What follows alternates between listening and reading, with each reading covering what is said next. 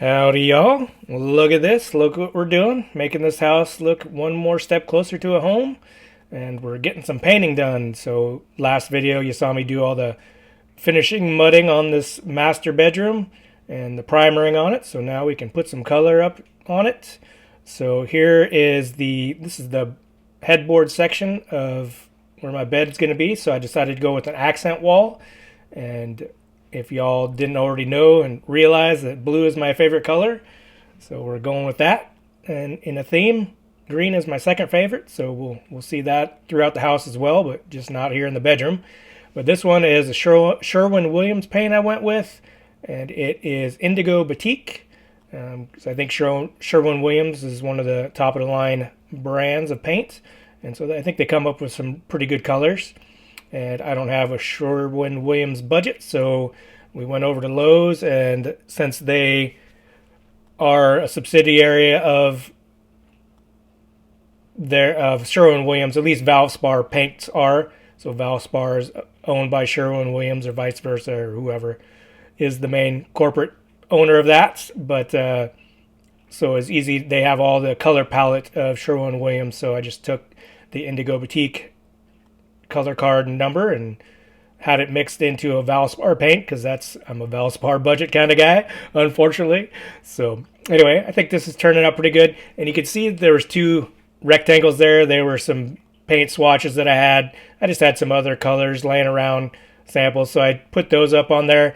And it was kind of weird because this paint stuck to everywhere on the primered section, but it just didn't adhere to those paint swatches I had up there, which I thought was weird. And you can see there in the middle where I just kept rolling on, and it just got worse. Like the adherence even just got worse, and so it started lifting up paint, and the paint swatch behind it was showing through more. So I decided to just give it a rest there, let that stuff dry. And so we're moving on to the other walls, because again, just that back wall there is just an accent wall, and just went with a darker shade.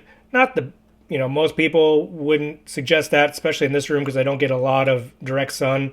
Just have the two windows there, and I do get sunlight, but never going to see the direct sun coming through there, just on the angle of my house and with all the trees back there. But this is another Sherwin-Williams color pattern. This one is, I believe it's Icicle is what it's called. So it's a white paint, but it has blue undertones. So obviously blue undertones are going to go well with a dark blue accent wall. And so it does have a lot of blue undertone, like an icicle. So I think they named it appropriately. But again, that one's another Valspar with Sherwin-Williams master code. And the blue color, I believe I went with eggshell, and I think I went with satin on the icicle. So darker color, especially on the accents, you're going to want more of a matte color, especially in the bedrooms and at the headboard. You're not going to want a lot of light reflectivity, so it kind of makes it a cool, warming color back there. So good for sleep. And then since my room doesn't get too much light, I thought it was a good idea to at least bump it up to a satin, so you get more light reflectivity off of the whiter base there. So that was nice. I think it turned out well, and just ending up air in the closet. And bedroom's far from done. I have a lot of things to do, but it's nice to get this main aspect of painting done, and then we'll move on to the ceiling trim here in a minute once we get back into focus and get through another few spots here. But paint was done, and before I put the trim up, I did get a lot of spackle up there. Not spackle, but the mudding from doing the walls there got touches up on the ceiling panel, and then a little bit of paint. So we just went around and scraped off as best I could and scrubbed it, and I think it got clean enough, because then we're just going to put trim on there, and so you have a lot of leeway at the top. And here is just taking some of my old vintage 2x4s that I got off a garage demo out in Portland, a house made in the early teens, early 20s, I believe. So you have old growth 2x4s that are actually close to being 2 inches wide or 2 inches thick and 4 inches wide, unlike the new ones that are about 1 3/4 by 3.5. So just cut these off, and they have a lot really tighter grain patterns, so I think they look nice. So yeah, we're just milling that all down, and it's just amazing how much it takes to get that done and how much excess you end for throwing it away. But you get what you need, and it just takes a lot of elbow grease and sweat. So, and it's pretty rough, so we just took a little sander to it, and just to knock off the edges, so you don't get splinters when you're putting it up there and staining it and putting a clear coat on it. And yeah, so we'll give you a little breakdown of what I did there and the stain patterns that or colors that I was choosing from, and then we went with I think it was a dark mahogany. But anyway, we'll talk about that here in a second, and we'll be right back.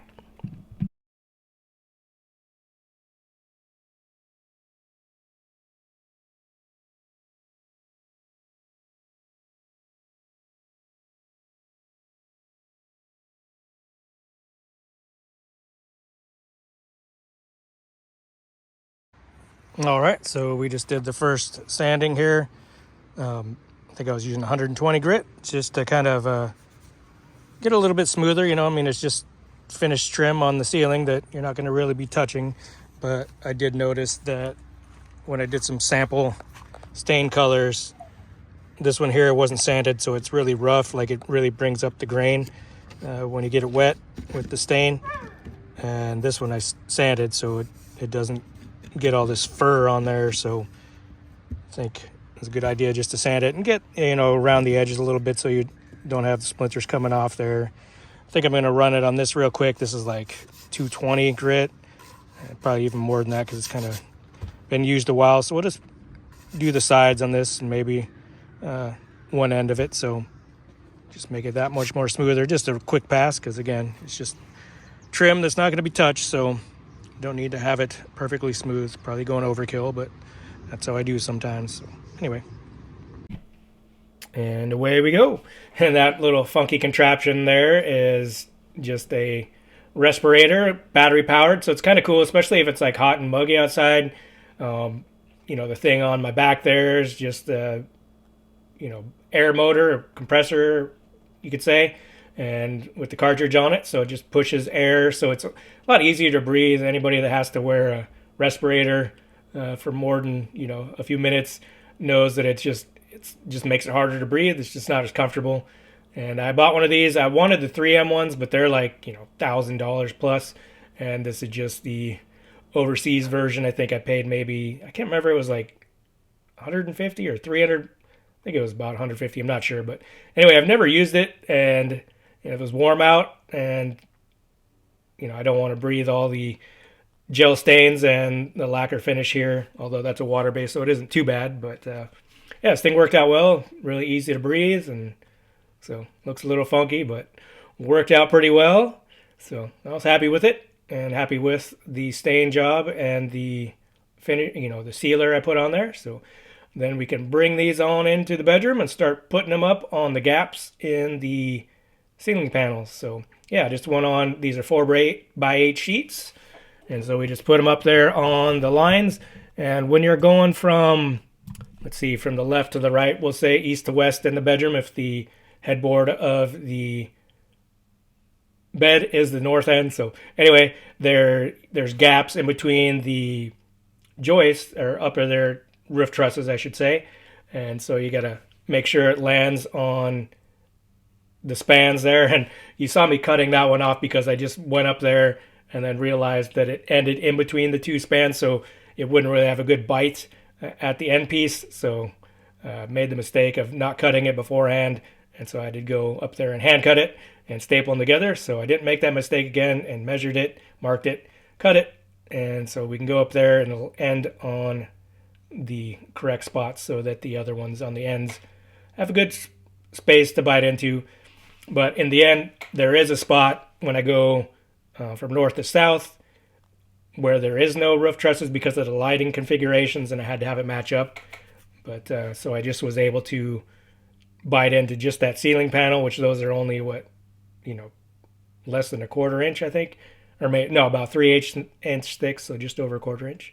And so not much in there to bite, but then again, it's just trim, not like it's structural, so it works out in the end. And you can still see that little mark there on the blue wall where that paint just wasn't adhering. So like I said, we gave it a day to cure and whatnot before we mess with that. And we're just going around the edges. And it's kind of funny because, I wanted to center those ceiling panels. So we have a strip that goes along about 4 inches away from the wall. And then because of the way that the ceiling panels are with the 4x8 sheets, and then we have to do another whole rim piece. But I finally broke out the laser level, if you can see the little green light in there, because on this section there is parts of it that don't have gaps between the 4x8 sheets because it's in between the long piece and the short piece. So just wanted to make sure it's level in between, or straight, so I don't have a curved line. And I think I did one without it and saw that it wasn't perfect, so I went and grabbed the laser level and made it work better. And so it worked also better, and I needed it here because, like I was saying, with those panels going up right there, those trim pieces, there was no break in the ceiling panels. It was just going off of where the lights were, so really needed that laser level to take care of that. So finally I figured, okay, this paint's cured, so let's go in there with the roller and take care of those spots. And so they adhered a lot better, so that was nice. So now that it's dry and I've seen it after the fact, I think it looks pretty good, because you have to be really precise, especially with dark colors. It really accentuates imperfections. So yeah, not bad in the end. But then again, the headboard covers up a lot of this, and then the sideboards cover up even more. And I'm sure at some point I'll have some artwork above the bed, as people usually do. So not much of this blue wall is going to be showing anyway. But yeah, it's nice to have it.